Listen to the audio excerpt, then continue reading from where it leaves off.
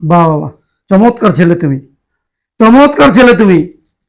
তোমার মাকে যা কাজ করা বাড়ির সব কাম কাজ করায়, হ্যাঁ, চাকরের মতো রাখা দিছে, আর তুমি অশান্তির জন্য চুপ করে রইছো, হ্যাঁ? না বাবা, আসলে সেরকম কথা না। আমি মানছি যে ও অশান্তি করছে।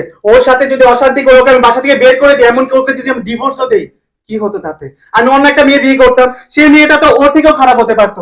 এমনও হতে পারতো যে ওকে ডিভোর্স দিয়ে দিলে ও অন্য সংসারে গিয়ে অশান্তি করতে পারতো। এটা তো কোনো সমাধান না বাবা। এর জন্য আমি ভেবেছি আমার মা আমাকে ছোটবেলা থেকে কষ্ট করে বড় করে তুলেছে, যেহেতু এখনো কষ্ট করুক, কি আর করার। ছি ছি ছি, কি রে, হ্যাঁ, কি বলতেছে জামাই? তুই আমার মাইয়া, হ্যাঁ, তুই আমার মাইয়া। অত একটু আগে কি বললাম যাইবার সময়, যখন যাইতে নিলাম বললাম যে মা, তুই শাশুড়ি খেয়াল রাখিস, যত্ন করিস। তুই বললি হ্যাঁ হ্যাঁ হ্যাঁ করবো।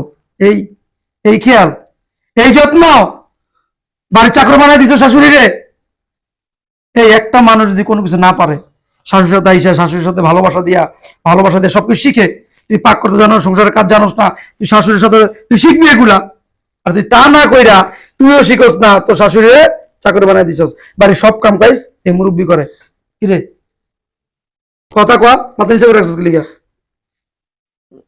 বাবা, আসলে আমার ভুল হয়ে গেছে।